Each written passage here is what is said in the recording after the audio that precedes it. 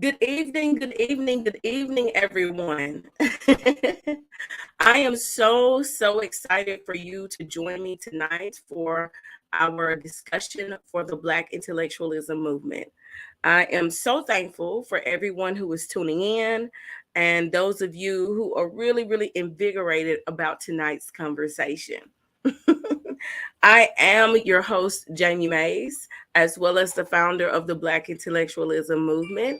And I'm so thankful for the opportunity to talk and engage and converse with you all tonight. Now, we originally were supposed to be doing a conversation about lineage and heritage. Um, I was very excited about that topic tonight just because recently there have been so many conversations about finding our roots and finding our people and being able to connect with each other, and just knowing our identity and knowing where we are coming from. However, I did receive a last minute call that unfortunately tonight's guest had a situation that had to be dealt with and will be rescheduling. Life happens, right? So, um, the good news is your girl is over 20 years in the game as an impromptu and extemporaneous speaker. That's the good news. So moments like this don't shake me, right? They mold and make me, they prepare me for the next step ahead. They prepare me for the next opportunity and the next level. So I said, well, look, I'm dressed, I'm excited, I'm ready to rock.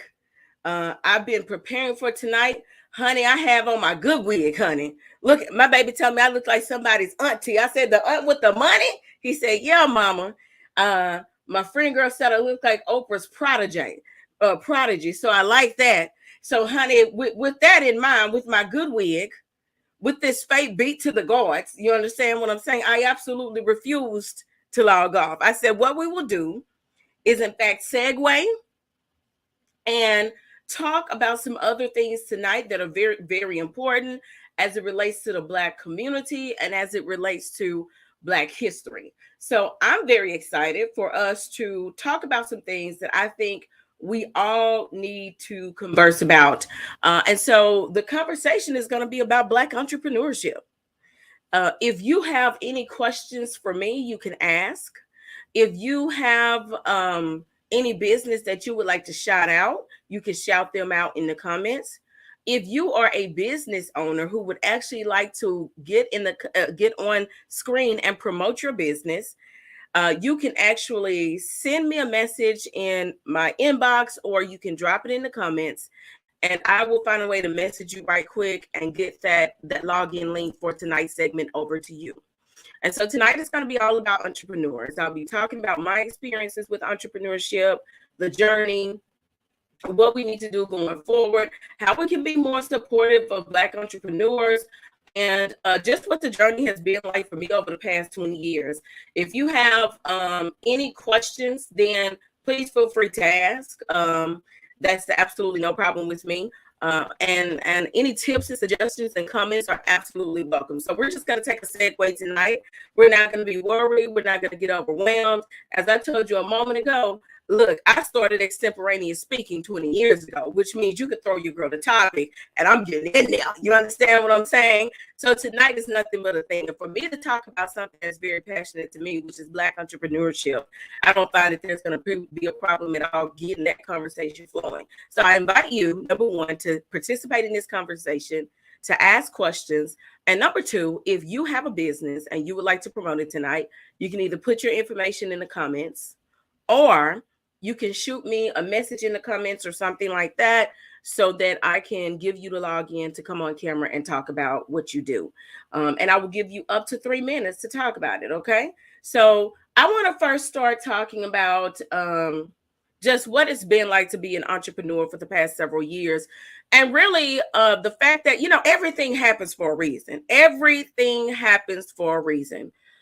You guys, I was just sitting down, jotting down notes about the hardships of entrepreneurship.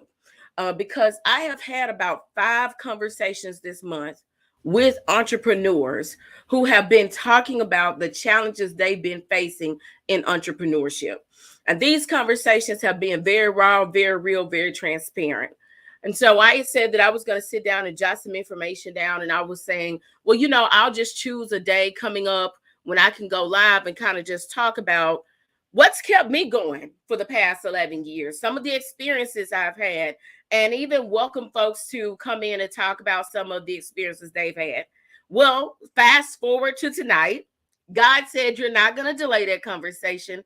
Today is the day that somebody needs to hear what it takes to remain steadfast in your purpose and calling, even when times get tough. So I'm very excited for this. If you don't mind, you guys, you know the routine. Hit that share button for me. Invite people to tune in, and let's talk about Black Business 101. A lot of people, it was so funny. I was talking with a friend last night that I actually crossed paths with here on social media. And she said that she had no idea that I had been in the writing and speaking game for so long. And until she tuned into my birthday party, my virtual birthday party a few months ago. And so for those of you who don't know, I have officially had a business for 11 years. Well, longer than that, because it was 2000. Yeah, so 11 years. But I actually started my pathway as a writer and speaker back when I was in high school. So at this point, child, girl, homeboy, that is over 20 years I've been in this game. Now, I didn't start off as a paid speaker and a paid writer. That's not how I came into this game. I actually started off as just a high school student who loved competitive speaking. I tell people all the time, and you've probably heard me say this before, child, some people were in the band, some people played sports. Honey, I was a competitive speaker. And I was let me tell you something. Baby, I thought I was little Maya Angelou. Honey, I thought I was doing the Lord's work.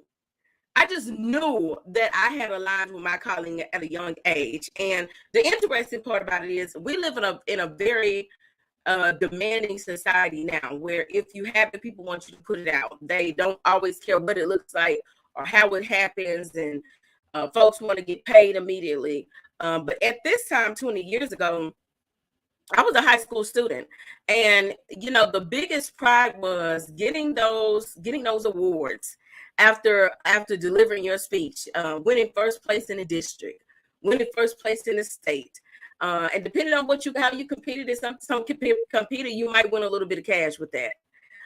But that was how I began. And at that age, when I first started doing speech competitions, I knew without a doubt that I had found my calling. And I knew exactly what God wanted me to do. Now, did I know how that was going to get executed? Did I know how that pathway was going to play out? No. I can tell you right now, I had no idea. If you recall the conversation I had with Cassandra Lane a few months ago, Cassandra Lane and I talked about very closely, like what it's like to recognize that your gift, but not really know people directly that also do the same thing, especially as a girl of color, and trying to figure out, well, how is this pathway going to work out? How is this calling going to work out? How is this blessing going to manifest, as people like to say? How are we going to get these things to come to pass? And I didn't have those answers as a teenage girl. I didn't. I just knew that when I got onto that stage, I felt fulfilled. When I picked up that mic, I felt my passion run high. When I had the chance to encourage others personally, nothing brought me more gratification. And so I knew without a doubt that was a gift God had given me. I also knew that I wanted to be good at it. I wanted to be so good as a speaker and a writer. I dedicated so much of my time. I thank God for really patient teachers in Doretta, the ones who supported me, because I tell you what, I put them through the ringer, right? I had a speech teacher named Miss Ayo, and I would have Miss Ayo stand after school helping me to practice my speeches.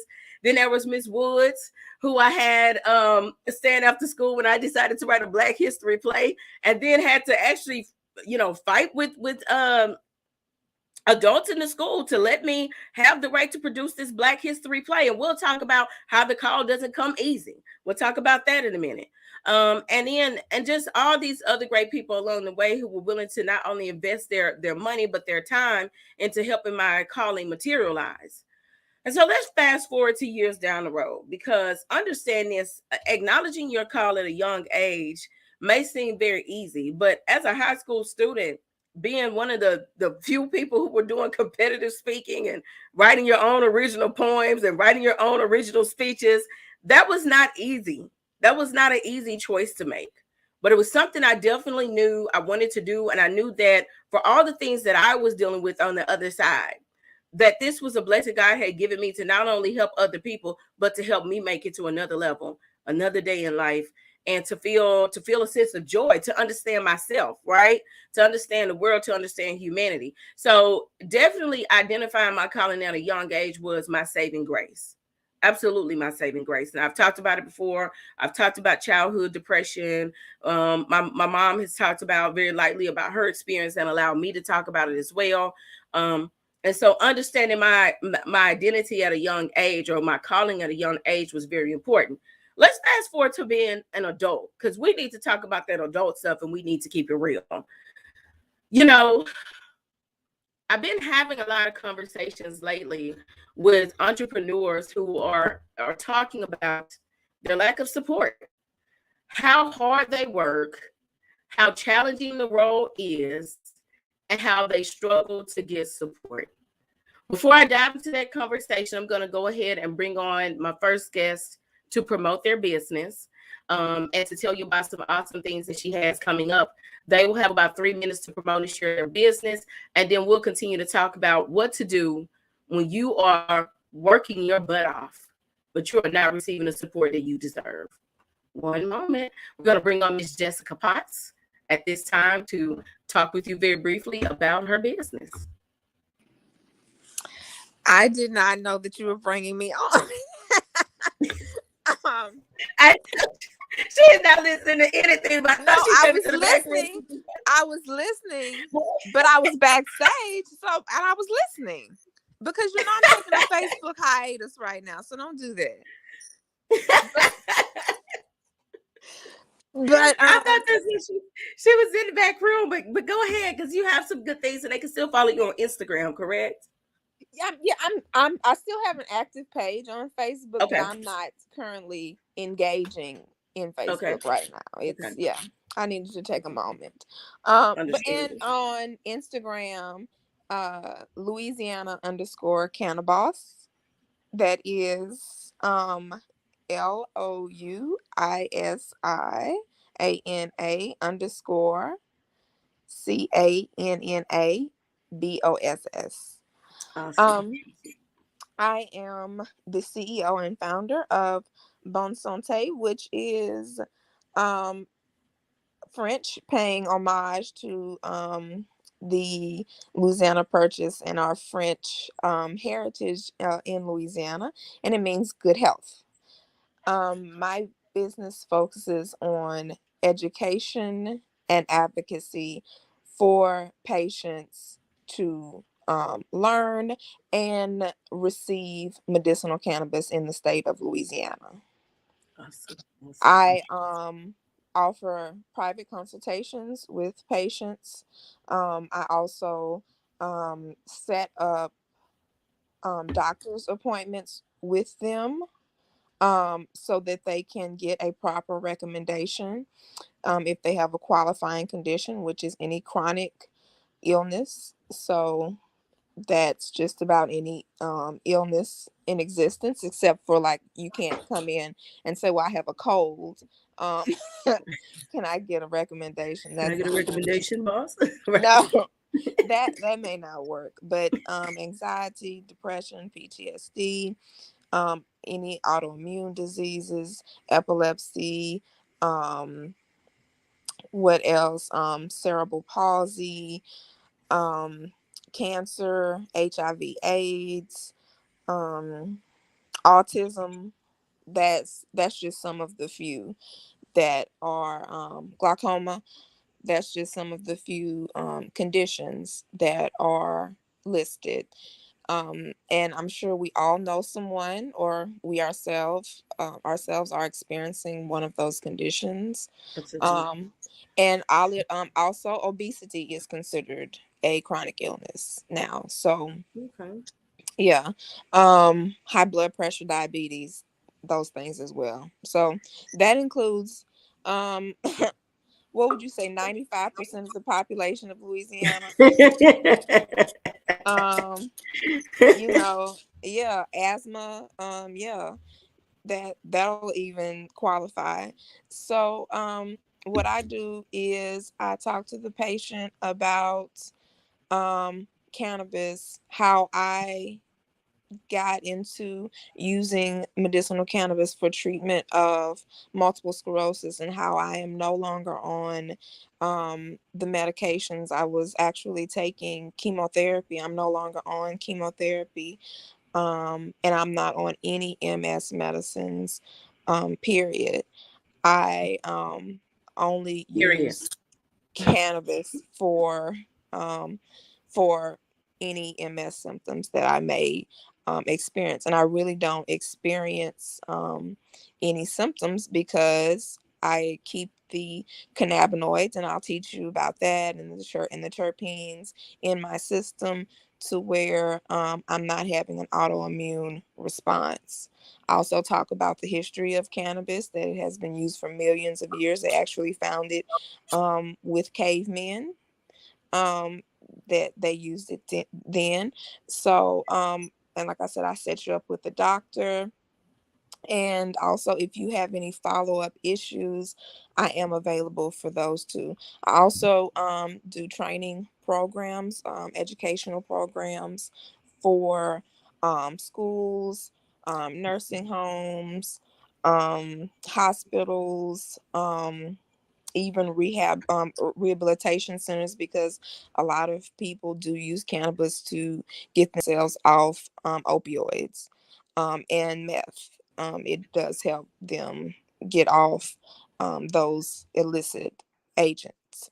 So yeah, I even am open to speaking at churches to destigmatize the plant, because it is Awesome. sacred plant medicine. And um we as a people, this is our plant. Indigenous, black and brown people, this is specifically our plant. It's everybody's plant, but we need to take part in this industry and in the consumption of this plant. Absolutely. Thank you so much, Miss Potts. I did post her Instagram information on there. She is also on Facebook. You can follow her. She shares great information and has been very resourceful. She was a guest on the Black Intellectualism Movement last year. And from that experience, we still have people who keep in touch with us to talk about how the conversation about the benefits of cannabis really revolutionized medicinal treatment for them. And with the changes that we are getting ready to experience in our state of Louisiana, you really want somebody who can break down the information to you and has been an on the ground advocate for several years. And it's definitely Miss Pot. I know we have a lot of pop topics out here today. We have some hot trending conversations, but having somebody who really understands it and has been doing this and can tell you firsthand what the benefits are really matters. Thank you so much for hopping in, Miss Potts. I'll put you back in the back room now. Yeah, and I posted, if you could put in the thread, my website, Okay. www.bonsantela.com, and you can just put your name and email, and that will shoot in a message to me, and I will be in touch. Fantastic. Well, thank you so much. And Thank you. thank you. In just a moment, you guys, I am going to continue the conversation about what to do when entrepreneurship gets tough and you're working hard, but you don't feel that you receive the support. I'm definitely going to dive into that conversation. But we have a couple of other guests in the back room. I'm going to bring one more guest on right quick and then continue the conversation, and then we'll bring our other guests on. Tonight we have Miss Patrice. I have forgotten Miss Patrice's married name, but I'll give you her maiden name, my good friend Leonard. And Patrice is. Let me tell you something. If you know one thing, you know Patrice is always doing something. She's never a woman that's sitting still. But no matter what she does, is always purposeful, is always meaningful, and there's always a mission behind it that helps to empower and uplift others. So I'm so excited that she's jumping in today to talk about her endeavors, how you can connect with her, and how she's moving forward as a Black businesswoman. Hey, Hey, Jamie, you look so what's gorgeous. going on? Oh, not much, girl. How are you doing? Well, I most definitely cannot complain. I am grateful. That's one thing. So, Yes, hey, I'm grateful. That's yes, all I I can love say. it. It's I always a love it. wild moment to be here Yes, amongst the living. You absolutely. are going to live a long time. I was talking about you to some friends and I was sharing with them. I said, I have to call my sister Jamie because I need her to assist me and a few other ladies with writing their books. And then the next thing you know, bam. I Let's say that's rock. how good God is. That's how he works. Let's rock. You already know. Yes. Yes. So I'll tell everyone a little bit about myself. My name is Patrice Leonard Ramsey, aka the Lady Trees. Okay. Yes, And yes. I'm excited to be on here tonight. I want to just thank you again. Look what's happening. Okay. My hair is just saying, oh, it wants to. They better stop playing with me. Cause I'll rock it just like this, baby, and keep on rolling. I And have my little still look hair piece good. going, Look, and my still my, look my hair perfect. wrap going, and it just And want to do still its looks own thing. perfect. Okay, but we Absolutely. ain't tripping about it. I'm gonna And, just none roll of with it. it. None of it, Okay. honey. None of Anywho, coming from 330 pounds. Oh my word. And now currently at 185, losing over 140 it. pounds. Amazing. That is Health amazing. is wealth, and I just want to tell the people about it. It's so important that you restore Absolutely. your health, which made me become even more passionate about our business, Comedic Healing LLC and Comedic Healing Coaching LLC. You all can follow us on Facebook at Comedic Healing LLC and take a look at me and Doc Rams and my husband. Um, we're excited about where we're trying to grow in the entrepreneurship world. It is not always a easy walk. I will say that. I cannot wait for you to talk about it, but it most definitely is rewarding because we're able to live in passion and do what it is that Absolutely. we truly are designed to do, which is service Absolutely. people. And I think a lot of times we forget how important it is to really give back to the community, really Absolutely. show people, hey, if I'm where I'm at right now, Mm-hmm. and I feel good, I look good, I got some good things going on. Let Mm-hmm. me reach back into the Mm-hmm. community and Mm-hmm. actually help other Mm-hmm. individuals feel that same type of love and happiness Absolutely. and joy that I have. Absolutely. So, of course, one of the programs that we're offering through Kinetic Healing Coaching is our weight loss program. Because I have all of the t-shirts, I'm like, look, I want to be able to help everybody out and tell Yes. them because they ask me, Yes. what you got going on, what you doing? I say, you know what? I'm going to conduce all of this into a module set, Mm-hmm. I okay, like to that. actually get everybody on board at 100% to learn how to eat, to learn about portion control, to I like learn that. more about how you can trick your body so you can lose weight when you hit a plateau, to learn how to go in your kitchen cabinet and use the things that you have right there at home to the best Mm-hmm. of your ability and help Mm-hmm. detoxify your body. Mm-hmm. So when I say I'm excited about that program, oh my word. And my husband, of course, he has his hands in so many different things. So he's also offering a herbalism coaching Okay. Okay. services. So we're really, I mean, to be honest, this is what we love to do. And Yes. when you're passionate about something, it doesn't feel like work. It doesn't feel busy. I'm just looking forward to being able to do this full time. To be honest, I really am. Come And on. Come and on. that's Speaking into that's the existence. cat out the hat. Speaking I into want to do this existence. full time because I love servicing people. I do. Absolutely. And like I say, it's not work. It's fun. Absolutely. And when you look back on your life and the legacy that you're trying to create, you want to say, hey, I've had some type of impact. I've been Mm-hmm. some type of influence on our people. I've Mm-hmm. changed the dynamics of Mm-hmm. how we think and what we're Mm-hmm. doing, how we're eating, how we're evolving as a people. I'm giving back to myself first, because that's Absolutely. the first Come key on. is Come on. self-care. Preach a word. I'm giving back to myself, and I'm Absolutely. really working on me, so Yeah. that when I get out here in front of people and I'm out here in the world, I'm on these different platforms and I'm running my business, I'm talking to Absolutely. different clients, I'm able to actually give these people the best form, the Mm-hmm. best version of myself, Absolutely. because I am Absolutely. walking and practicing on these healthy lifestyles. Absolutely. And Yeah. it's important. And now is the time. I tell people this all the time. We cannot keep babysitting our gifts. We Mm-hmm. need to use them before we lose them. Mm-hmm. And I know when it's all said and done and I'm not here on this earth, I want to say, hey, at the end of the day, I've left not just my legacy behind, but I have Absolutely. maxed myself completely out, making sure that Absolutely. I am Empty. showing up for the Emptiness. Right. cause. Absolutely. Do Emptiness. you hear me? Emptiness. Empty. Came Do full, you left hear me? empty. Yes. Absolutely. Yes. Absolutely. So we have an Instagram, the Lady Treese. You can follow me on Instagram.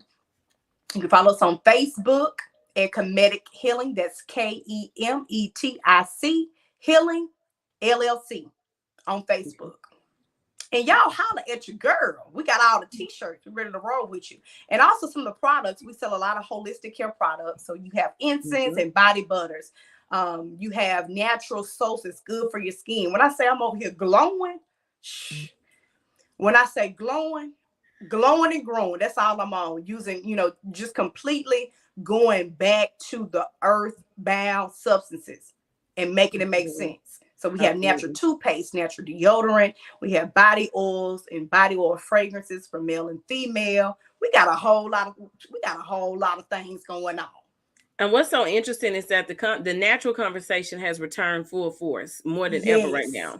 now. And ironically, I will say this, unfortunately, a couple of weeks ago, child, I had my little run with COVID, and thank God it was nothing serious. Yeah. But the biggest help has been natural products, foods that Correct. we eat every day. The herbs that our grandmothers used. And I tell people all the time, I think about my grandmother Mm-hmm. and who passed away, but how she used to always have some type of oil, tell you what to put on your scalp, tell you what to put on your skin, Exactly. tell you what you could take for an upset stomach without having to go to the doctor. So Exactly. what you all are moving, you and your husband are moving into is a place of return for us. It connects us back Yes. to our ancestors. It connects us back to our own wellness and well-being. And it's also a reminder that we cannot rely on other people to look out for our health benefits. There And I you wanted to go. make another mention as well, Patrice, because I think that a lot of women need to hear this. Patrice is a mom of 2 boys. So when we talk about prior to her experiencing the weight increase, she was a young, healthy, slim, got the sashay around type of deal. And, when she gave birth, she picked up that mom weight. And I think that Yes. people need to understand kind of how it happens, because there are a lot of women who become parents and really feel like I'll never be able to get back to where I was. Exactly. And so she talked about it for a long time, how ready she was to get, back on that pathway to success, to be healthy again. And she made that commitment, and honey, she is looking amazing. So I Thank think you, you Jamie. also want to share that testament that she is a mom who made that commitment and put in the work and understands what it's like when your body changes. Exactly. So I want to thank you so much for coming on tonight. You're more And than welcome. I'm happy to be here. I'm happy to have you. And please, if you can, stick around, because, honey, when I start talking about those entrepreneurship roles, a lot of people think that this is your first run, but Patrice is into theater and is an amazing theater and speaker and writer. So she understands so many different aspects of it. So I hope that you can dive into that conversation with us Most as well. definitely. Thank you so much. I have put links to her pages in the comments. And if you have any questions or you want to talk to her about what you can do to get on the pathway to health and wellness in a holistic way, you can connect with Patrice and follow her. She does all kind of streaming opportunities. You have a room on Clubhouse too now, don't you? I do. I'm a Clubhouse fan now. Yes. I love it too. So Patrice Leonard on Clubhouse. You all can take a look at that. Yes. Awesome. So thank you so much for dropping in. And then I'm going to actually go ahead and have a good night. I'm going to go ahead and bring in our next guest, Miss Tiana Ray, because she's been in the waiting room for a minute. And then we'll take time to talk. And then we'll be bringing in some other guests to talk about your business. If you want to talk about your business, I can send you the link and you'll come into the back room. I'll be talking for a few minutes and then I'll bring you in. Hello, Miss Tiana. How are you? Hi, can you hear me? Yes, I can. Yes, I can. Hi, how are you? I'm doing very, very well. What about you today? I'm doing well. I'm doing awesome. So thank Magnificent. you for actually inviting me up. No I really problem. No appreciate it. problem. No I really problem. appreciate it. So you guys, my name is Tiana Ray, and I'm the CEO and founder of Extremely Her, and I do have and home of Leveled Up University, right? So Leveled Up University is so a little bit about me. Hold on, I'm sorry. Let me take these gloves off. So a little bit about me is that basically what I do is I help women that's experienced a heartbreak after a breakup um, and turn that into a breakthrough, right? Absolutely. I'm basically, because it's too many of us women when Yes. you find yourself, you find yourself when you say, okay, let me just say it like this. You know how you 80% like minding your business, you about your purpose, you about your goals and stuff like that, right? Right, if I'm Yes. being honest, right? And Yes. then Yes. that fine Yep. brother comes into your life, right? And Yep. then the paradigm starts to shift to where now you're about that relationship, right? You're not about Absolutely. you like a little less of you is about what you was originally doing, right? Yes. So Absolutely.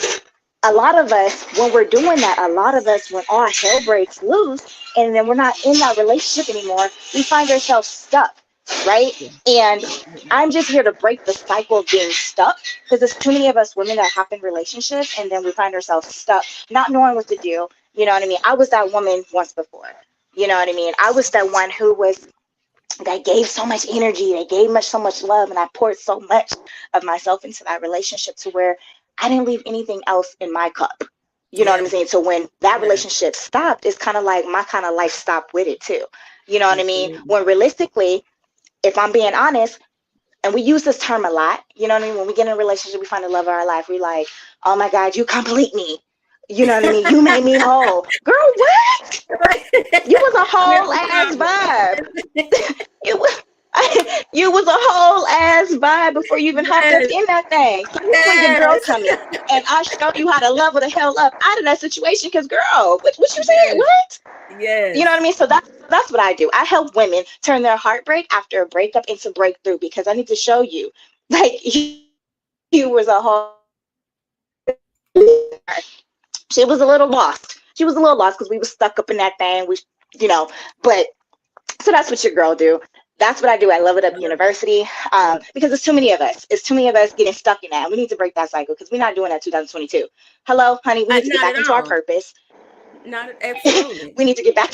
We need to get back on our purpose. You know what I'm saying? So we need to boss up and level up. Period. You know what I'm saying? Because you were a whole Absolutely. ass vibe. You know what I mean? Absolutely. So that's a little bit about what I do. And so I can give you guys my social platforms. Yes. So you can follow me on Instagram. My Instagram is at I am Tiana Ray. That's I am at Tiana Ray. That's TIANIA Ray RAE. I am Tiana Ray. And then also I'm also on Clubhouse.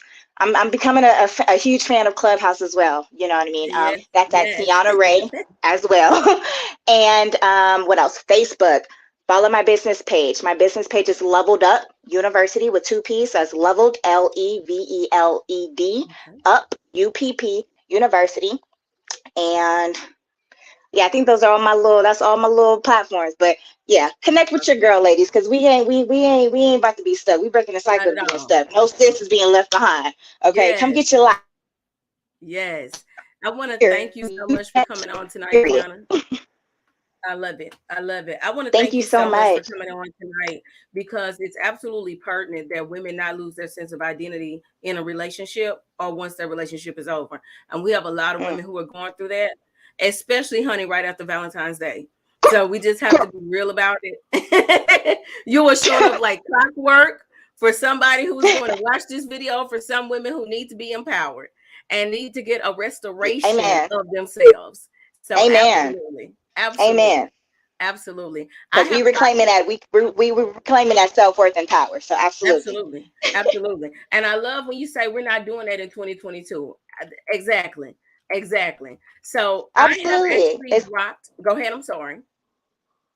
oh no, go ahead. Go ahead. I have actually dropped the links to Tiana's Facebook page, as well as the Leveled Up page, and I will also be dropping the link to her Instagram as well, so that you can connect with her. And she did also express that she is on Clubhouse, so you can get on Clubhouse, find out what session she'll be in, and tune into that as well, and connect with her, honey, if you need to get an emotional restoration, because we're not doing the same things in Absolutely. 2022 that we did in 2021.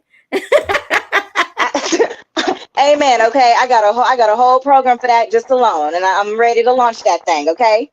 I love it. I love it. Thank you so much for coming by. Please stay tuned in if Thank you can. you. Hop in the conversation. We look forward to talking with you again.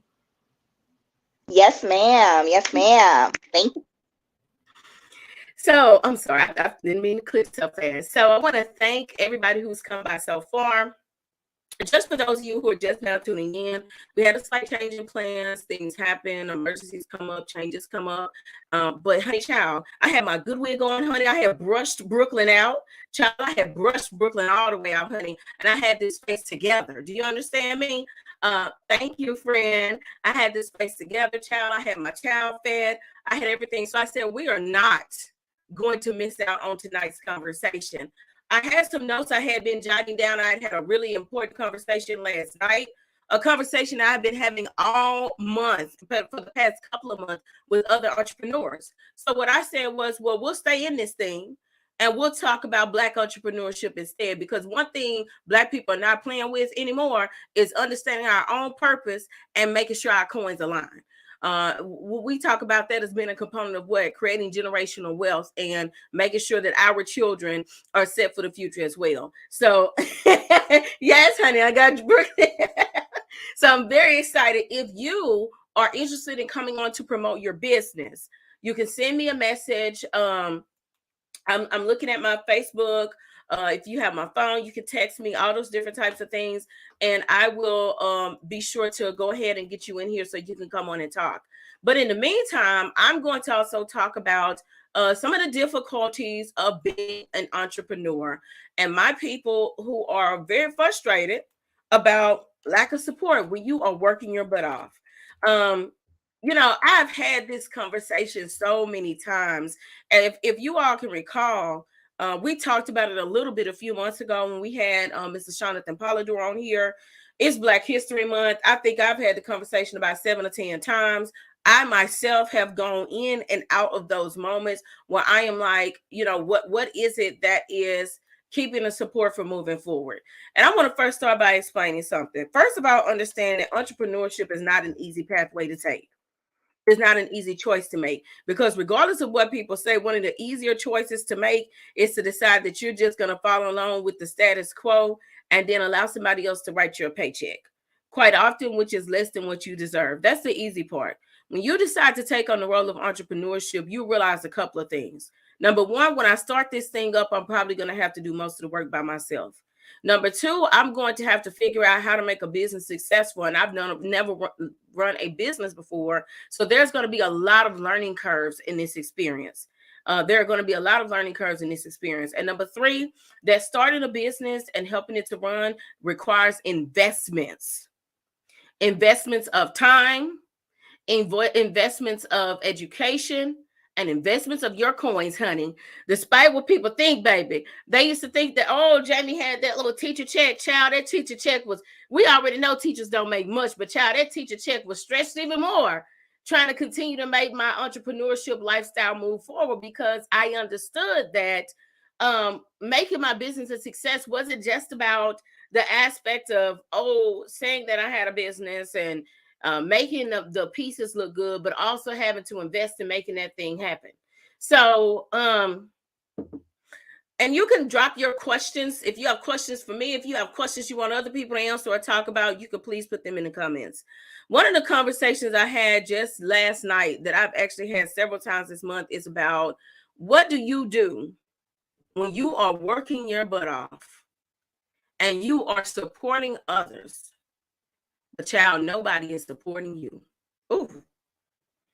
Oh, I know it's a real one. I know it's a real one. I know it's a real one because I've been there. I've been through it and I understand. The first thing that I have to tell people is that it took me a long time to get to the point in my life where I was not stressing as much, because I won't say ever, we all have our good days and bad days, about who was not supporting me. I'm going to repeat that. It took me a long time to get to the point in life where I was not stressing about who was not supporting me. Because regardless of what people tell you, we're taught that numbers are what matter. Numbers are what matter. Numbers are what determine whether or not you're actually being successful. And what we expect when we get into this entrepreneurship realm, we expect that everybody's going to be happy for us. Everybody's going to be excited. Everybody's going to get on board. All of the people that we supported are going to support us. All the people we've been down for are going to be down for us. And let me tell you something. It's not true. It's not true. I have no other way to tell you this, but it's not true.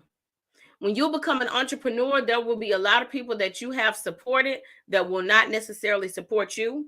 They won't pass out flyers. They may never show up at your storefront. They may never buy your book, your oils, your services. They may know an accountant, may know you're a great accountant, and they still may run over to H&R Block, who will charge them triple what you charge. All right. You give them the friends and family discount and they still go somewhere else. And it's hurtful. It's hurtful. Absolutely, I understand how hurtful it is. But there are a couple of reasons that I believe we encounter those moments where people that we love and people that we've supported don't support us. Okay. Reason number one, sometimes it hurts a little bit to see a perfect person living out a purpose or a calling that you would also like to live out, or when you know that you have a purpose or calling and you haven't done the things you need to do to make that happen. That hurts. We may not want to address the fact that happens a lot, but it does. Look, you tend to operate in circles with people who have like minds, like mindsets, and like the same things that you do. As a result, that means sometimes y'all share some of the same visions and ideas. But what makes the big difference is who is an executioner of those ideas. Is it executioner or executor? Executor of those ideas. Who is going to be the person to actually make it happen? Who's going to be the one to actually step out on faith to put those things in motion? And sometimes it's hard when people see you doing the things that they have also had an interest or desire to do, or just if it looks good on you and they wish it looks good on them. Child, it's like a dress, honey. That dress might look good on the girl that's got the wider hips, or the girl that's got the bigger bust, or the girl that's got the more voluptuous roundness to her, right? In your mind, that's what you think. So what is it? You don't go get that dress because you think that it looks so good on that person. It won't necessarily be you. And people do the same thing in entrepreneurship. It looks so good on you, it couldn't possibly look as good on me. Well, she's so good at it, nobody's going to support me. It happens. So that's number one. And when that happens, you have to learn not to take that personal, because it's not about a problem with you, but it's about a problem that they have within, about things they need to conquer. It could also be that they haven't discovered what their call is yet. They really want to have that identity. They really want to know what they should be doing. They really want to feel that fruitfulness that you have, that you're experiencing. They want to feel that joy that you seem to have, but they don't know how to do it. And it can be hard sometimes watching somebody else, quote unquote, live their best life, and you're still trying to figure out what yours is. And so in those moments, we have to have compassion for those people and sympathy for them, and realize that it's nothing personal. It's just a battle that they're dealing with. And we have to respect and value and honor that, and not necessarily value, but just recognize what it is and say, I recognize that this person does not feel fulfilled. So it's nothing personal toward me. right? I just hope that they get to that point. The other thing that is very true is that sometimes people just won't support you because they just don't. We don't know why. We don't understand why. We don't get it. Sometimes they just won't. And that's one of those moments when you have to allow yourself to remember to just let things be. You have to just accept it. What is the serenity prayer, right? God grant me the wisdom to accept the things that, to change the things I can, to accept the things I cannot, and the wisdom to know the difference, right? And so we do, this comes within the entrepreneurship world as well. And a lot of times when we don't realize the spirituality that comes with being an entrepreneur. But child, if you know what your identity is, if you know what your calling is, if you know how you're supposed to be living and what you're supposed to be exemplifying, then you also need to ensure that your spiritual life is very balanced, because the more you understand about yourself, the greater the wars and the challenges are going to be as you move forward in what you know you're supposed to be doing. I will repeat that. The more you understand who you are and what you should be doing, what your call is, and how you should be moving, the greater the battles will be as you try to get forward in that thing. You're going to have to get through some rough points. And so spirituality is essential, not only for me to understand what my calling is, but to understand the atmosphere around me is going to shift. The atmosphere around me is going to change. People around me may very well change. And if it happens, it may hurt, but I recognize that change comes with the process of moving forward within my purpose. And I can handle this even if it hurts. I can be a big girl even if it's a challenge. I can be strong even on those days when I feel weak. But I can handle this, right? So let me see what Miss Nikki is saying here. She says, people call me to pick my brain on education related topics that they normally know I charge for, but they won't pay for them. It is very hurtful, but I had to set boundaries. Child, and we'll talk about that and come back. She said, now the hurt is few and far in between. Let me tell you something. When I say that's something that I completely understand, I will share that I have been called for years. I was showing up to events with the mission to promote, to gain support, to garner this community, and to be honest with you, putting in a lot more footwork than people knew, respected, or acknowledged. And I was steadily praying to God, God, elevate me. God, take me to a new level. God, do new things. And I heard God say to me, well, you need to set new boundaries. Because if you don't respect and value the gift, the purpose, and the seed I've given you, how is it that you expect others to? And how is it that you want me to give you more when you don't value what I'm giving you? And that may be really uncomfortable for some people to acknowledge right now, because you say, well, I do acknowledge it. I do appreciate it. Well, are you acting like you do? Because see, we have to be protective of the purpose. We have to be protective of the purpose. We have to treat it like it's valuable. See, we have to treat it like that diamond necklace we want. Nobody can touch that diamond necklace on our neck, honey. Nobody can touch that shiny ring we got, honey. You better not scratch up that new Mercedes I finally worked hard to get. And so you better handle your purpose the same way. Nobody can scratch that purpose. Nobody can undermine that purpose. Nobody can treat that diamond purpose like it's Cuban zirconia, honey, because I paid a heck of a price to get where I am. And so we say a lot of times, oh, I value it, I appreciate it, but are you really acting like you do? Because see, we take the saying, we say this, well, man will treat you like you had the way you let them. Well, folks will do what you let them do, and we apply it to everything but our purpose, our calling, our business. Because one of the reasons is that we're afraid that that person will turn their back on us, and then, oh, we've lost a potential customer. Well, they didn't want to pay anyway. So how did you lose a customer that didn't want to pay? How did you lose them? And what you've really done is made space to now receive a person who values your calling, and who is going to show up to you and say, I know what you do is valuable. I know that you're an entrepreneur, and I want to see you be successful, but I need what you have to take my life to the next level. regardless of what it is. That's what has to happen. You make space for it. And this was a lesson I had to learn. And it shook me, because let me tell you all something. For those of you who don't know me well, I am a giver and a doer, honey. All you had to do was put in that call. Jamie Mays was coming. And I have no issue with doing that. I had no issue with being that person. I love people. But here I was saying, God, take me to another level. God, give me more. God, open up more doors. God, give me longevity for my son. God, I don't want meager living. I want to live well. I want to be comfortable too. And God is saying, I'm sending you things to teach you what to do, but you're not learning the lesson yet, sis. Set your boundaries. Build your business effectively. Get the mentoring that you need and get very serious about who you are.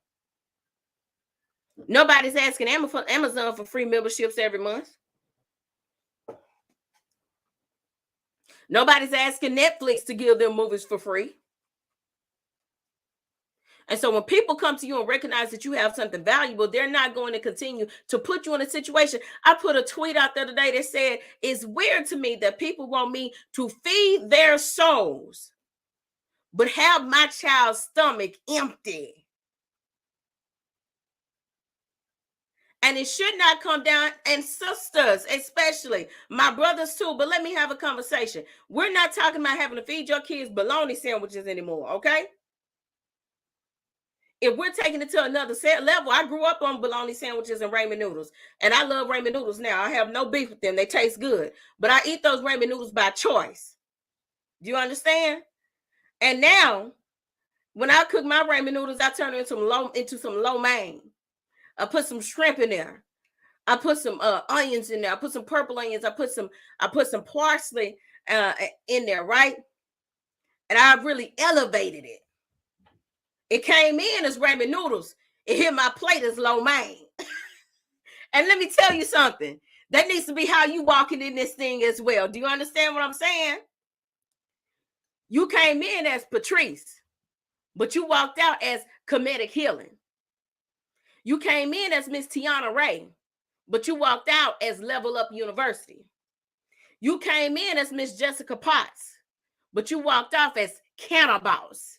You came in as Miss Margot Johnson Weston, but you walked out as author, publisher, and entrepreneur. How you're leaving this thing should not be how you came in. It hit my plate as ramen noodles, but it turned into, it went in the pot as ramen noodles, but it came in the bowl as lo mein. And so you have to set the expectation. None of us are required to live a lowly life. We deserve to live well and live comfortably, especially as hard as you work. Nobody works harder than an entrepreneur, a real entrepreneur. Nobody works harder than a real entrepreneur, baby, because we want it to be perfect. We want to master it. We want people to receive it. The calling is just that personal to us. And so if it's personal to you, you have to make it personal to others. So let me see. So we have here. And guys, drop your comments. I am still receiving guests who want to come in and get their 3 minutes to promote your business. So if that's you, you can shoot me a text. You can hop in my inbox, and I will definitely send something over to you so you can get that information. Okay. So to Miss Nikki, that in and of itself is a problem that must be dealt with in our culture and community. I believe conversations need to happen so that people can understand their stagnation in life causes them to be less supportive of others. That will shift the atmosphere for real. I'm telling you, it will shift the atmosphere for real. It will shift the atmosphere for real. It will wholeheartedly shift your atmosphere when we actually talk about the real issues. And on the flip side, as the entrepreneurs, when we get to a place where we don't take it personal because we understand what it's like to be in a place where those people are now. A lot of the change in my mindset came from developing understanding that where you are, I once was. Maybe I wasn't there as long. Maybe it wasn't as deep for me, but I was there. I was there. I know others who have been there. And so what I have is compassion, right? And what I also have is focus. Because let me tell you something. You also have to remember that when you understand what your identity is, you have to remain focused on what you're supposed to be doing. When you understand what your identity is, there can be tons of things that can show up just as distractions to you. And that includes feeling that you are unsupported. Feeling that if I don't have this number of people, and I had it, y'all. I'm telling you, look, well, I'll talk about it right here. 5,000 friends on Al Gore's internet on Facebook. I'm thinking to myself, when I launch this channel, oh, everybody's going to subscribe. We're going to hit our 1,000 subscribers easily on this channel because we're talking about topics for the culture. We're talking about things that mean something to people. So everybody's going to want to get on board because I've been speaking I've been speaking as an author for 10 years. I've written all these books. I've done workshops for organizations. I've showed up to schools for free. I've done all this and all that for everyone. I've done all of this. So when I go live, when I take this thing where it needs to be, everybody's going to jump on board. And let me tell you something. It's been a slow but consistent journey. And had I been in the mindset that I was in years ago, where the numbers really kept me down, really kept me down, we wouldn't be celebrating 1 year of the Black intellectualism movement right now. Because I can tell you right now, the old Jamie would have said, well, I'm just not going to keep doing it because nobody's showing up.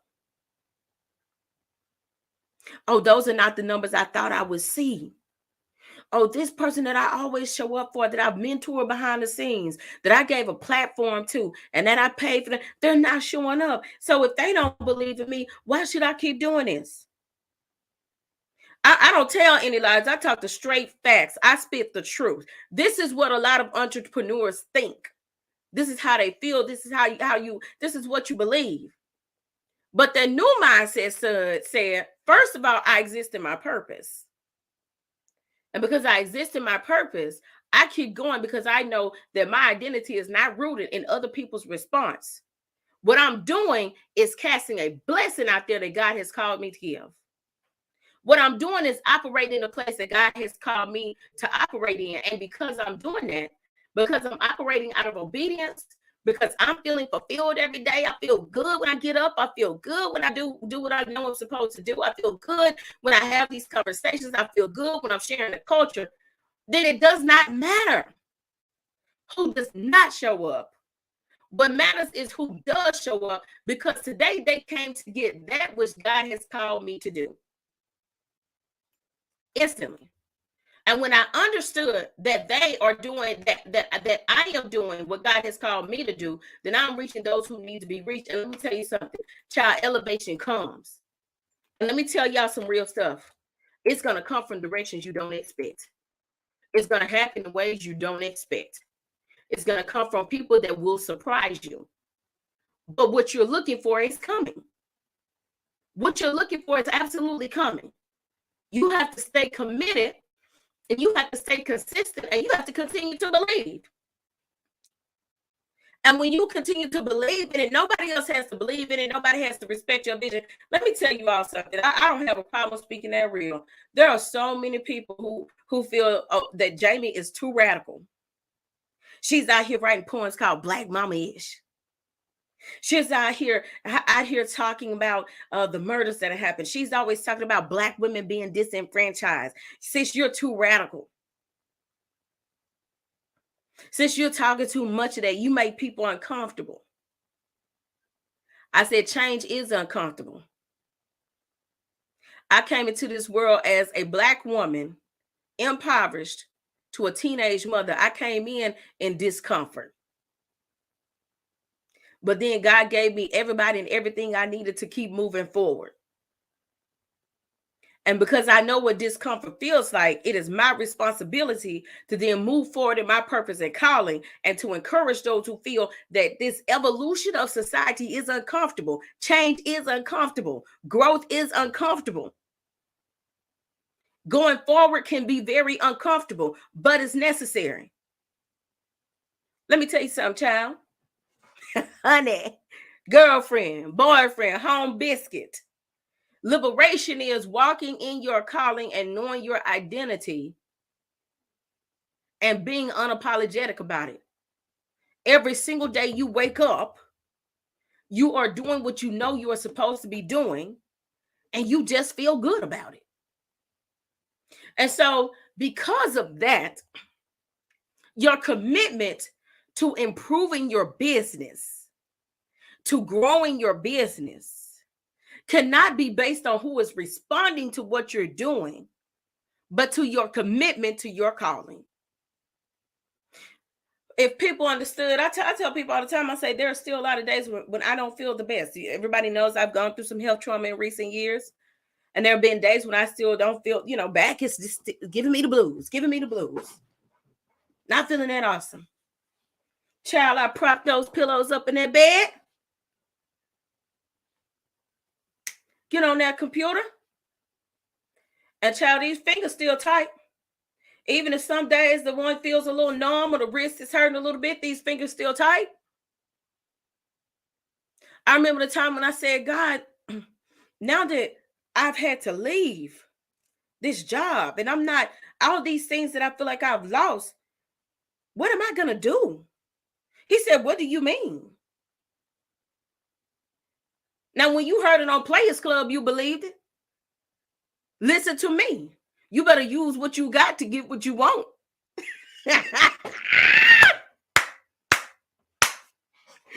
You better use what you've got to get what you want.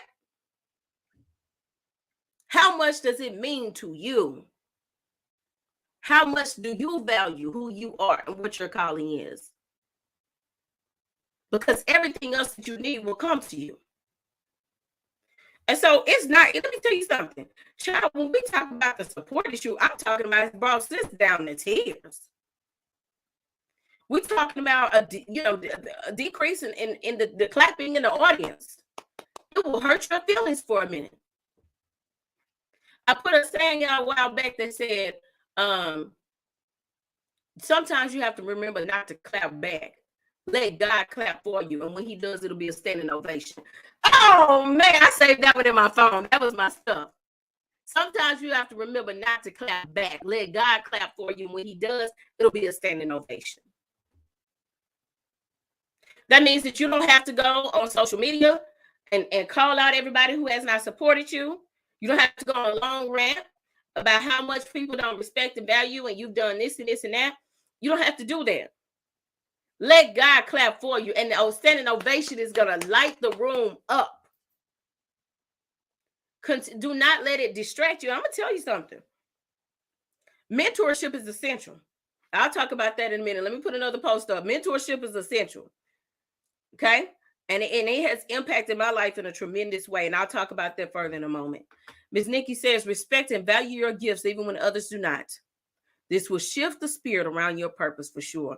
I promise you it will. I promise you it will. I promise you. And stop accepting things that you don't want to accept, entrepreneurs. Stop accepting things that you don't want to accept, entrepreneurs. If it doesn't make you feel comfortable, don't accept it. If you feel like it operates beneath your calling, you don't have to accept it. Let me tell you something I told my friends last week. I said, girl, the more I learn how to say no to things that I feel don't fit my company, my brand, or what I'm doing going forward, the more I become comfortable with accepting that this doesn't align with what I do, the more it is easy for me to say, I'm sorry, I cannot accept this, or these are my guidelines and criteria. If we can make an agreement on that, I would love to A, B, C, D, E, F, G. But if you cannot, then I'm sorry, I do have to decline. And let me tell y'all something. Child, whenever I used to have problems saying no.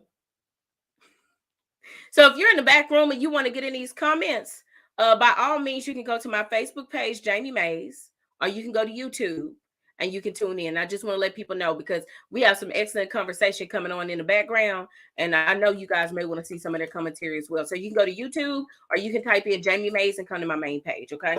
But I was having the conversation that when I learned how to say no up front,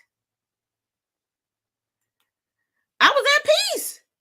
Y'all, I'm telling you straight up, I would struggle with saying no and then be frustrated the whole time about the fact that I did not say no. And I felt that I was being, I was not being valued.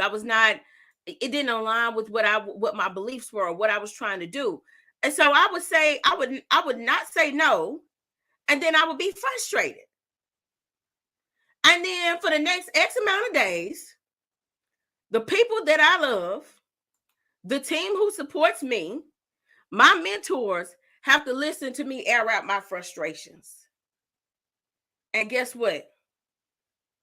Sis, your husband, your friends, your mentor, they want to see you take control of those things, so they're not continuing to carry you through those difficult moments. Because they love you. They're going to be down for you regardless, but they really want to see you take control of that thing. And the minute you take control of it, you're going to find that you feel liberated, you feel freed, you're not stressing. You now feel that you are getting the value you deserve. You now feel that you're aligning with how your purpose is supposed to function, how your business is supposed to rock. And sometimes that means that for a minute, it may be like, oh, it's a little bit less than I would have expected, but that's only temporarily.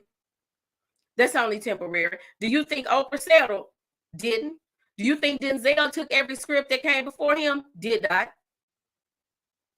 Did you think Viola deemed everything acceptable when she had a purpose and a plan? Didn't.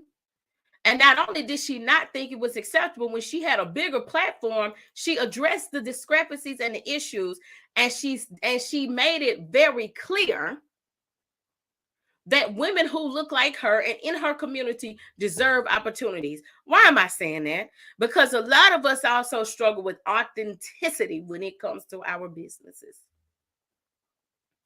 We think that we have to conform to what people think, what people want us to think. We think we have to conform to how others want us to feel. We think we have to conform to what the status quo is. We think that we have to conduct ourselves in a manner that makes other people comfortable. But you do not. You do not have to conform to the status quo. When you decide, I'm going to do what's acceptable by everybody else, but not acceptable by me, when you make that decision, everybody else seems comfortable, and then you're the person that's uncomfortable. And let me tell you something. Let me drop you some gospel. People will learn how to respect who you are when who you are is authentic and you're standing for what you morally believe. Let me give you that again. People will learn how to respect who you are and what you stand for when who you are and what you stand for is morally rooted and it is authentically what you believe. And that goes across any lines. That's across race lines, culture lines, ethnicity lines. That's across all lines. People will respect who you are. But you've got to have enough courage to fully embrace what that calling is and stand. Y'all, this is one of my favorite sayings. This is one of my new sayings. 10 toes down. Stand 10 toes down. Do you hear me? For what you believe in, for what matters to you, for what you know your calling is, and for what your true passion is. I've had people say, well, how do you get so comfortable talking about race and culture? I say from the time I was a little girl, my mama sealed my identity for me. She let me know I was a little Black girl. She showed me Black positive role models, and I loved it. The energy that came, I said, I might be growing up in poverty, but I'm a Black woman. And according to what I've seen, I'm a little Black girl, and according to what I've seen, Oprah Winfrey came out of, what is it, Wascatusa? I love that little town, but I can't say it, Mississippi. Dr. Maya Angelou grew up right there in Arkansas. Nikki Giovanni was right over in Tennessee. Dr. Martin Luther King was in Atlanta. Do you see what I'm saying? Based on what I know about my people come from small places. They come from challenging backgrounds, and they still make things happen. And so when I get up in the morning, and I looked at this skin and remembered that the skin I was in was not a problem, but it was a benefit because I was going to be able to understand that I could survive anything. I can handle anything, even when those tough moments arrive, that I can handle them and I can conquer them because I come from a people who are built to handle this. And because I do, I'm going for what I know belongs to me. I'm following my calling. Now, does this mean that Black folks should have to struggle as we struggle generationally? No, it is not. But we're not talking about the actions of others. We're talking about the gift of who we are. And even as entrepreneurs, we have to get to a place where we understand that what we're doing is not about everybody else. It's not about what they think. It's not about what they're doing. It's not about whether or not they do what they're supposed to do. It's about the fact that I've chosen to do what I'm supposed to do. I've chosen to align myself with my purpose and calling. And because I've chosen to do what I need to do, I cannot control anybody else, but I know my destiny is headed in the right direction. I know that I'm keeping the legacy of my people going forward. I know that I am manifesting the things that are part of my, not even my wildest dreams, but a part of my dreams. You understand what I'm saying? Miss Margot is here, and y'all, this is one of my mentors right here. And she doesn't make me address her that way because she's my very close college friend. We went to school together at LSU and we studied English together. But you guys, she has definitely been a mentor to me because she transitioned into her career path before I did, and really said, "Look, Margot didn't even know." I remember the day I called Margot, just in a horrible spot, like, "Sis, this is what has happened," and without saying "get up," Margot said, "Well, what's our plan? Don't stress yourself. You do realize you have a talent." And she started talking about solutions. And so she says, "No is an acceptable and appropriate response. I just walked away for a very big deal for me because it just wasn't enough. But it was the right thing for me and my future." Mentor, I'm keeping it up there. Now, y'all see what you see what I'm talking about. She said it was a big deal theoretically, but it wasn't right for me and my future. And I said goodbye. And I walked away from it. And we've got to be bold enough to know that whenever the deal is not suiting us, the deal does not align with our purpose, it's not giving us, it's not giving what it's supposed to give, honey. When it's not giving what we're supposed to give, that we can pass it up and keep moving because the next train is coming. And let me tell you something. Sometimes God just wants to see if you are still out here settling, honey. Sometimes he still wants to see if you're still, I said out here. Are you still out here settling? Because if you are still settling, then you're not really ready for the things I'm trying to do for you. Big homie. He said, if you're still settling, then you're really not ready for the things I'm trying to do for you. You're really not prepared for that. You're really not able to handle what I'm really trying to hook you up with. So what I'm saying is, are you ready for it? If you're ready for it, you have to act like you are. You got to portray the image. You got to walk in it, right? You got to walk it like you talk it. And it's a whole bunch of us that are out here talking it, but child, we are not walking it yet because fear has us held hostage, honey. Or you stepped a little bit, but you haven't really stepped out there like you need to. You haven't really made the moves that you need to move. And you think just putting your big toe in it is good enough. But he's saying, honey, you need to dive right into that pool and be submerged in it. It's time to go for it fearlessly. It's time to fulfill that thing fearlessly. The time is now. And you can be standing there like, I'm just so terrified. Look, and don't let God have to put you in a situation where he's like, okay, and well, I'll just push you off the cliff because I'm going to get what I came for. I qualified you, I called you, and I need you to fulfill it. So don't make me push you off the cliff because after push you off the cliff, I will. And then all you'll be able to do is just do what you need to do. And it'll still be more than you ever expected. It'll still be more. So in embracing this entrepreneurship experience, the element of fear can keep us held up. It can keep us trapped in. It can keep us with animosity, keep you short. And let me tell you something. And when you don't fully walk in your purpose, child, it makes you act up with people. When you don't fully live out your purpose, it makes you grouchy. You want to know why you're not in a good mood? You want to know why you can't see those sales really move forward? Because, honey, you are still not going and doing the things that you want to do. And you're frustrated with everybody else around you because you're really frustrated with yourself.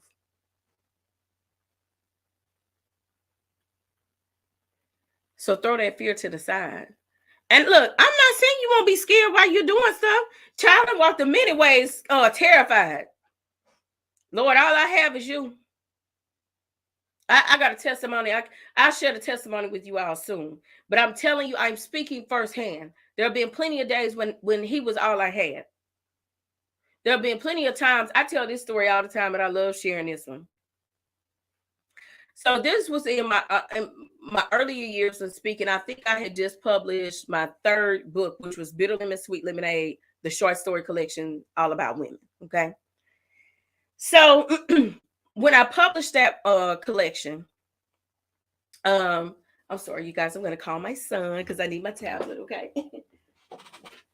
Lee, can you bring my tablet, please? Okay, I'm sorry, y'all. Had to be informal for a second. My laptop is fine, but we're streaming here to TikTok as well, and I want to keep that conversation moving.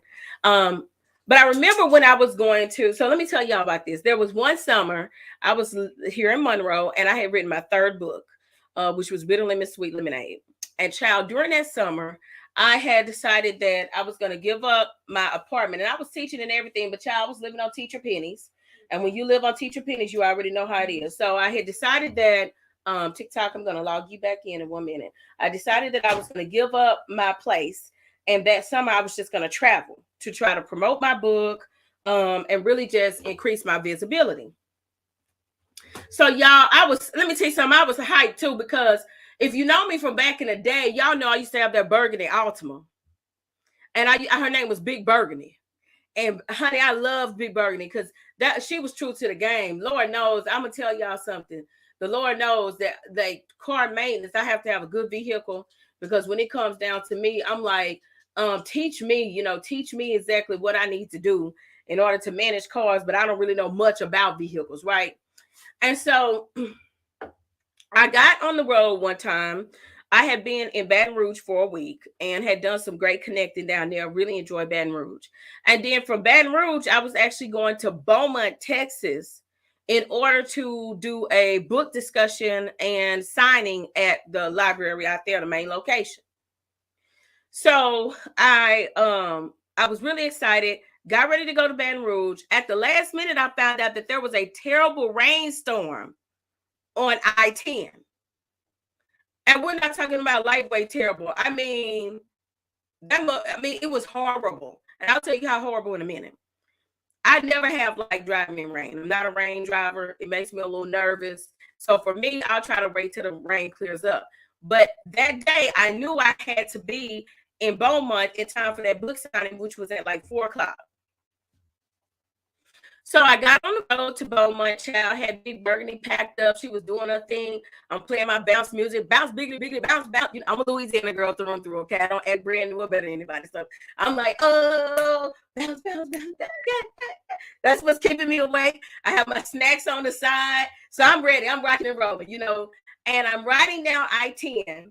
And when I say it is storming like never before, I could barely see. It was raining so hard. I could barely see. I was so scared during that drive, but I kept going. I knew I had to get to this destination. Y'all, when I got just outside Lafayette, I looked up and I looked over to the right. It had stopped raining a little bit, but there was a tornado coming across a field. I did not know what to do. And I knew the tornado was coming fast because I had already learned that if it looks like it's not moving, that means it's coming your way. So I could see it. I mean, it was long and skinny. It was just spinning, spinning, spinning across this field on the other side of the interstate. And I didn't know I couldn't understand was exactly like how far it was on the interstate. Okay. So I kept driving and y'all just started praying. I started praying like never before. I was crying. I have no lie to tell you all. I was crying. Oh, thank you so much, Shamika. I was crying. I was so scared. I think I had called my mom and my mom was like, everything will be okay. but I was really scared because I saw this tornado coming across this field. I got to get to Beaumont. You know, I'm coming through Lafayette and I'm just terrified. And I just started praying. I'm like, Lord, please be with me. Please protect me. Please protect me. Please protect me. And that's all I can say. Because if anybody has been down I-10 before, you don't really have any shoulders. I'm like, if I take the exit, where am I going? Because I don't really know anybody out here. And so I'm like, I just have no idea. And so far, I got to go until I find an exit. Y'all, I prayed and prayed and prayed and prayed and prayed and prayed and prayed. And I've told this story before, but I never really tell this component about what ended up happening. I saw this tornado for had to be about 20 minutes. And I just kept praying, and I looked up finally, and the tornado just finally disappeared. I don't know if it went, further out or whatever. And I kept driving, and I was like, okay, God, because you do everything for a reason. And I show up to the library in Beaumont, and it's still raining. And I walk into this library. Y'all, I just came from Baton Rouge. Do you understand me? Through a rainstorm. Do you understand me? Saw a tornado. Do you get me? And there were just two little old white women in the library for this book signing. Two little old white women in the library for this book signing. I have the pictures too, and I'm going to try to find those pictures and share them with y'all. And when I first walked in, I was like, is this what Beaumont is doing to me? Is Beaumont really putting me here with just these two little old white women? And I just literally came through a tornado to get here?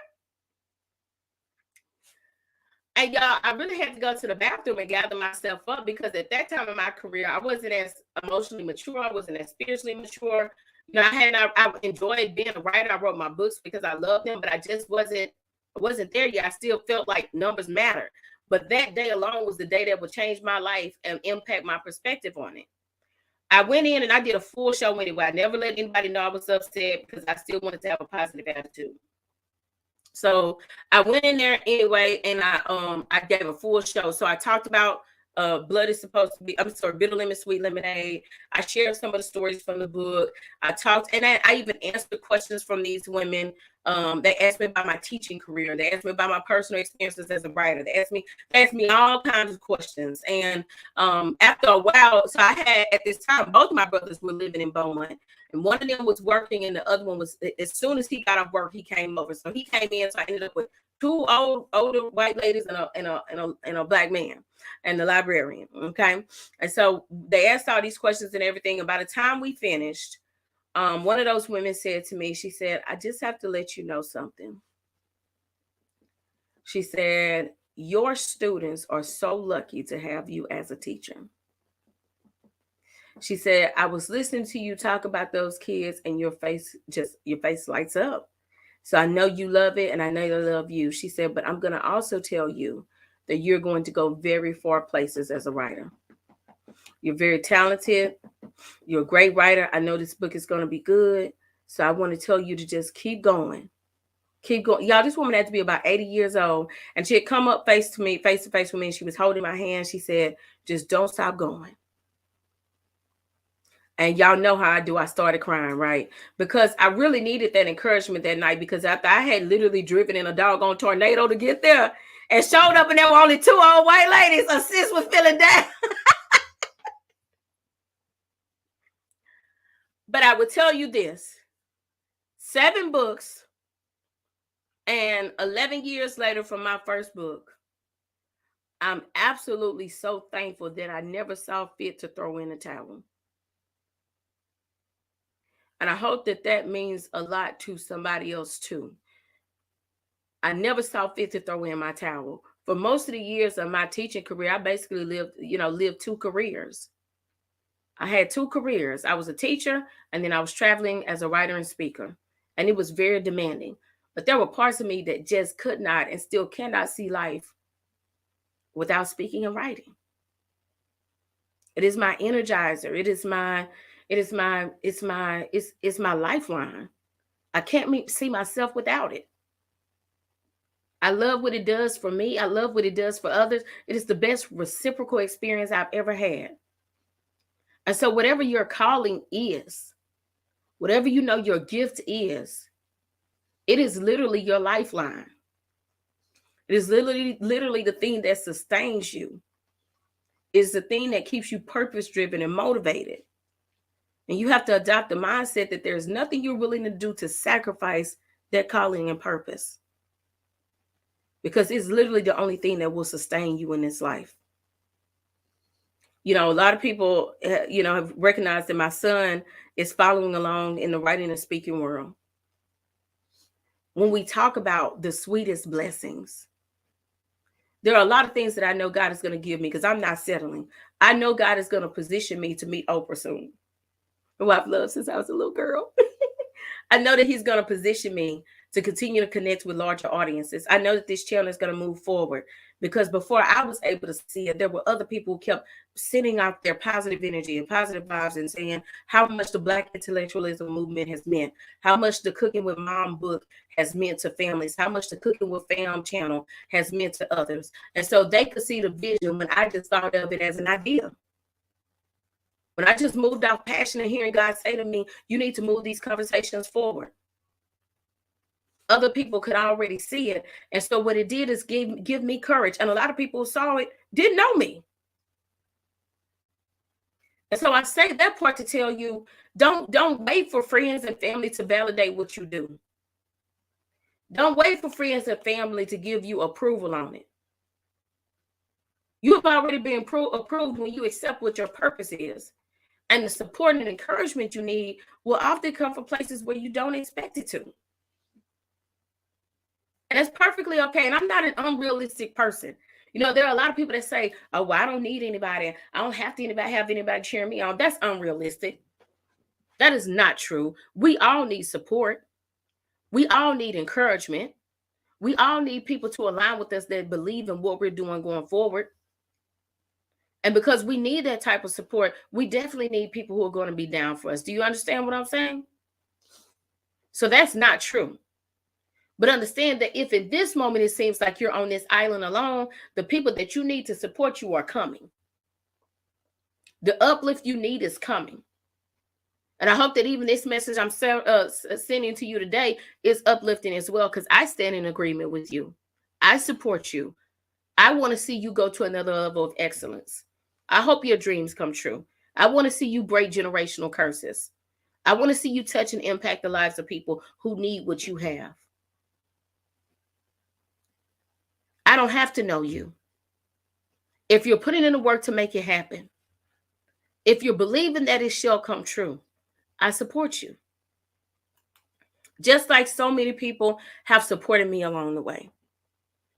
So entrepreneurs, I just want to send out encouragement to you to not give up, to not get in the mindset that those things that you're desiring may not happen, because they will, to not get bogged down with whether or not you are getting the support you deserve, to not even question whether or not this is what you're supposed to be doing, because if you know what your identity is and you know what your calling is, then you are moving forward in that thing. But remain committed, remain relentless, and do not accept anything less than what you deserve at all. Master your craft, access your tools and resources, and keep having faith and believing it. And it'll happen. I'm telling you all, 11 years. People come up to me all the time and they're like, a lot of them have just crossed my path. And I tell them all the time, I say, but do you know how many years I've been doing this? And for me, I'm not satisfied yet. Now, I'm thankful and I'm free, but I know that the best is yet to come. So I wake up with ambition every day. I wake up expecting every single day. I wake up knowing that with all the things I've been through to get to this point, that God is not shortchanging me nor my son. We shall live and live well. We shall do well. We shall give well to others. We shall turn around. One thing I heard God say to me recently, and I don't share everything, but I heard him say to me, the way that you will be sowing into the lives of others is going to shift.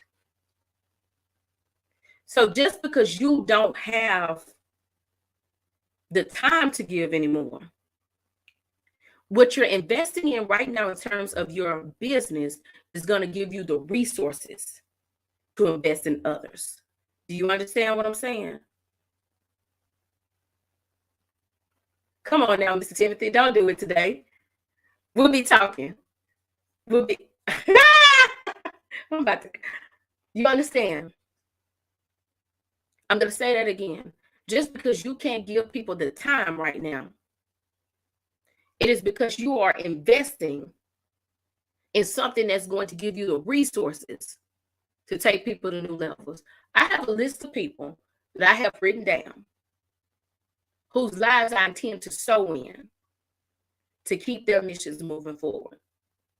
And I keep that list available as a reminder to me that I'm going to fulfill what I have come for. Do you understand what I'm saying? That I'm only at the beginning of this. We were talking about vision boards a few weeks ago. I had to revisit how I was designing my vision board. God told me, stop lowballing your vision board. I said, quit cutting up. Quit lowballing your vision board. I was writing the other day, and I was talking with my best friend. And I made the statement that I said, people have often confused my humility, have often taken advantage of my humility. Okay? Listen to what I'm saying. Receive this, okay? Because I had to write this one down. It's making me a little, it's getting sis a little teary-eyed. I said, people have often taken advantage of my humility. And God said, baby, that's not humility. They're taking advantage of your low self-esteem. I got to get it together. He said, they have taken advantage of your low self-esteem because you can't see it and they see it. They get what they can get from you. Because you don't value it, but they know it has value. They take it as long as you let it flow freely. And it shook me so quick. I was on the phone with her. She didn't even know what happened. I said, whoa. She said, what happened? I said, friend, I just heard God say to me, child, that ain't even humility. That's being low self-esteem you've been operating in the whole time. You knew the call, you received the call, but you've been operating in low self-esteem. You have more faith in everybody else than you had in yourself.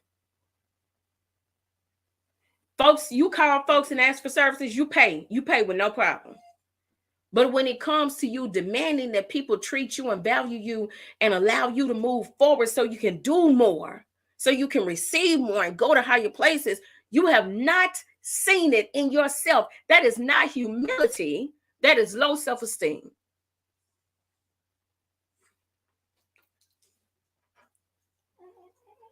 That's it.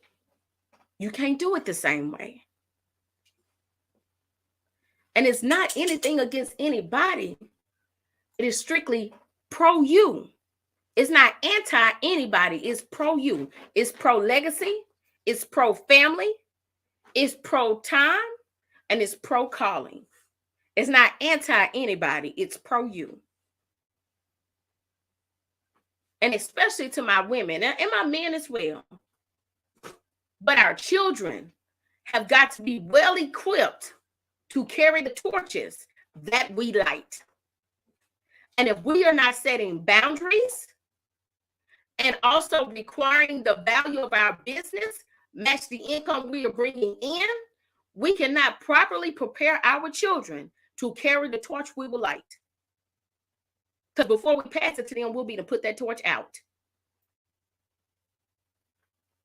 And so we spent all this time trying to light the torch for nothing. Because when you pass away, you don't even have anything to pass to your kids. So I want you to remember that. Absolutely remember that. That torch that you are carrying, the torch that you have, what I'm telling you is that torch must be passed on to your children. But you don't want to give your kids a torch that no longer has a light on it. And if you don't put the value behind what you do, if you don't put the respect behind what you do, if you don't discipline yourself, if you don't remove that fear, if you don't stop thinking negatively, if you don't stop letting others take advantage of you, then you're not going to be able to fulfill that thing.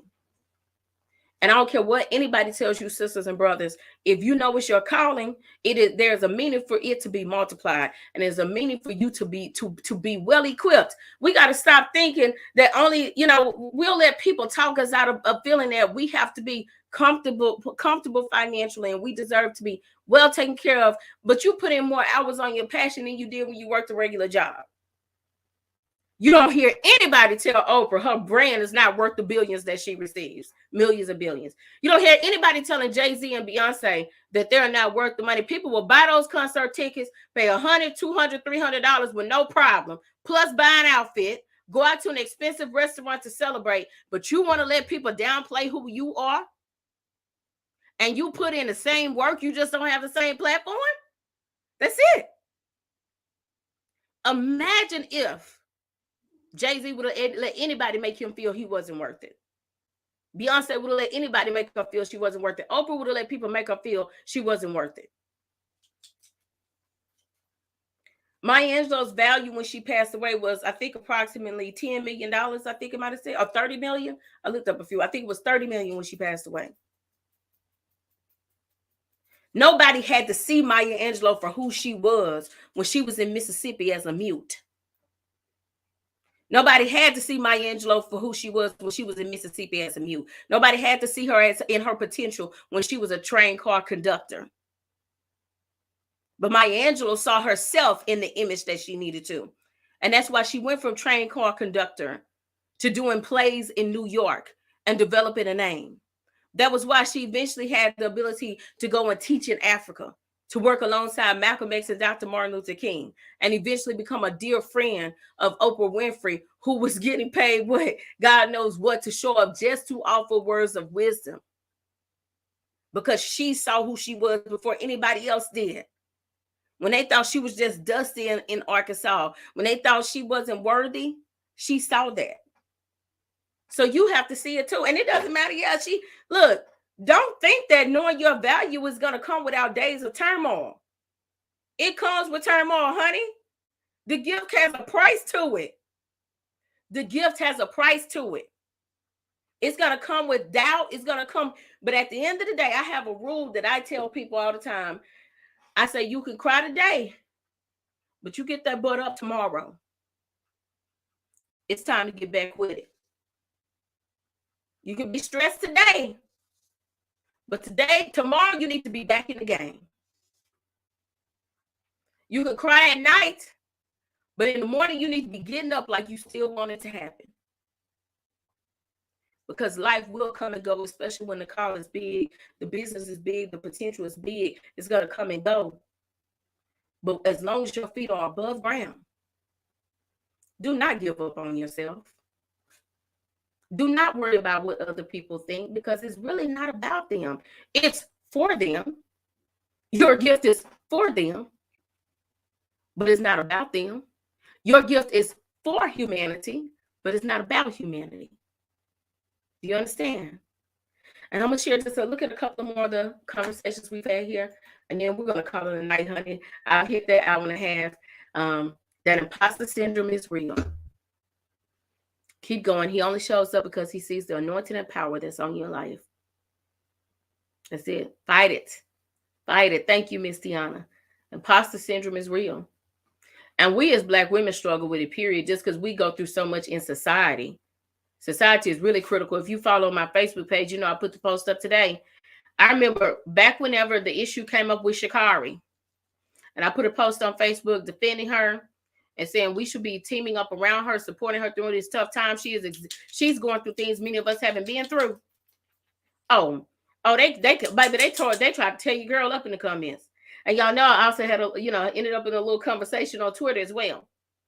But I stood by what I believed, which is that I'm not tearing down Black sisters that are out here trying to take it to the next level, that are under pressure I haven't felt yet, that are experiencing things I haven't been through yet, who are having hardships that I can't relate to or have been through.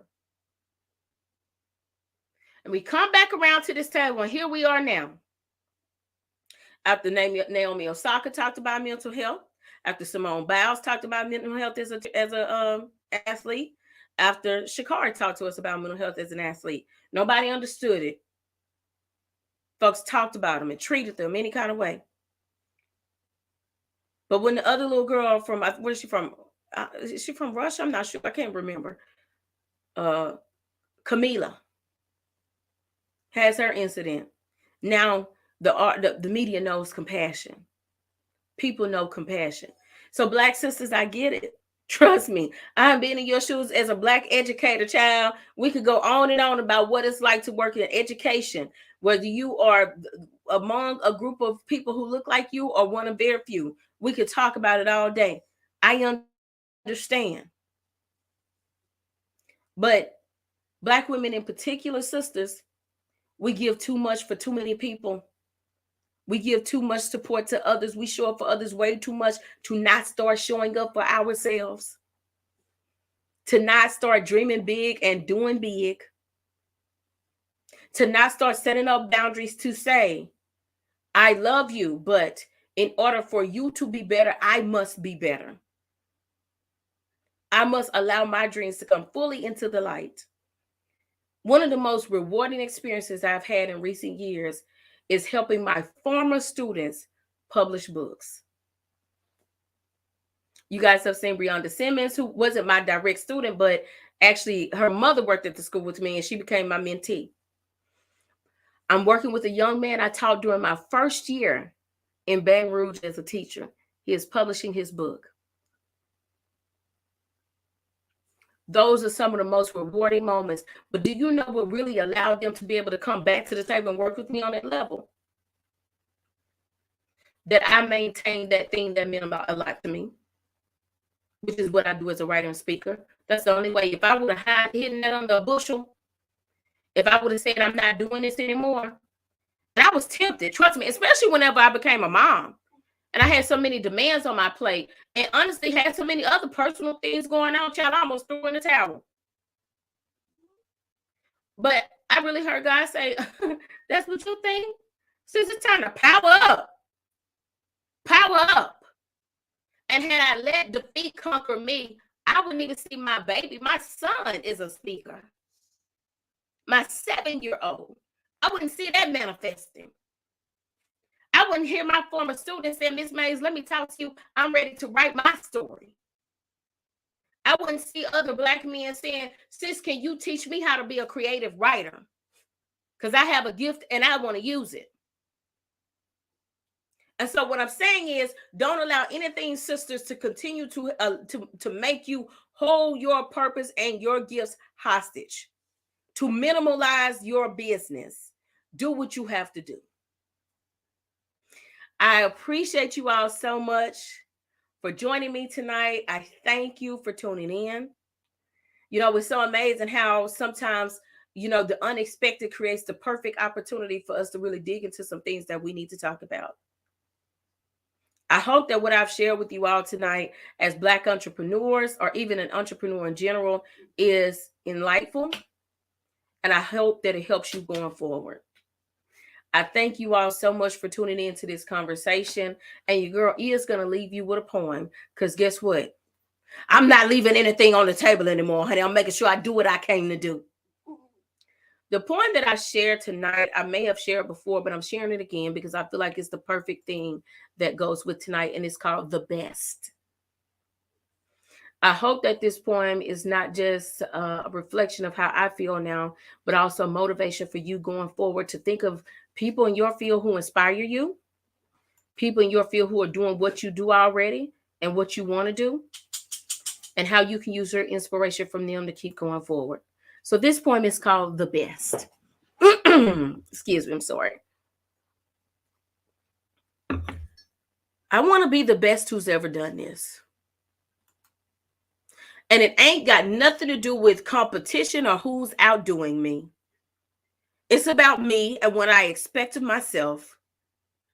I can think of nothing else but challenging myself to be more proficient, more intellectual, more insightful, and how much I just want to be the best who's ever done it. I want to look up at Maya Angelou and see her smiling down at me, calling me her child and saying to me, I'm the caged bird who is now set free. I want to leave Toni mesmerized. I want to see that glisten that's always in her eyes. I want her to be mystified. And I want her to tell me that I almost made her cry. I want Nikki to call me gritty. A blunt, honest truth teller wrapped in humility. I want her to say, my stories feel like expensive bourbon with a kick and then a smooth flow when you swallow. I want James to call me revolutionary, a true intellect who understands and is the new conscious rage, awakening those who have slept on my generation. I just want to be the best who's ever done it. And I would still be humble when I gather with the best Black authors in the world. I wouldn't be able to believe it. I would never be able to get used to it. I'd always be emotionally moved by it because I just want to be the best who's ever done it. And being the best isn't about me. It's about being entrusted with a gift so special, so contagious, so influential that I want to pour all of it out of me and do whatever I want and give it to you to fill you up. I hope you take these words wherever you need, because I know what these words have done for me, and I just want to show my thanks to those before me who passed the gift to me, who are depending on my commitment to the craft, to share these words, to touch these hearts, and to be the best who's ever done it. I thank you guys so much for joining us tonight. I hope that you all have a fantastic night, and please join us tomorrow when we will talk with the great-great-grandson of Frederick Douglass about lineage and legacy. When we talk about elevating, you guys, I'm so excited about this. Frederick Douglass's birthday was this week on February 14th. His great-grandson's birthday is this month as well. So it's such an honor to engage in this conversation, to talk about legacies, wealth, and generational curse breakage. I thank you guys, and I hope you tune in tomorrow as well. Good night.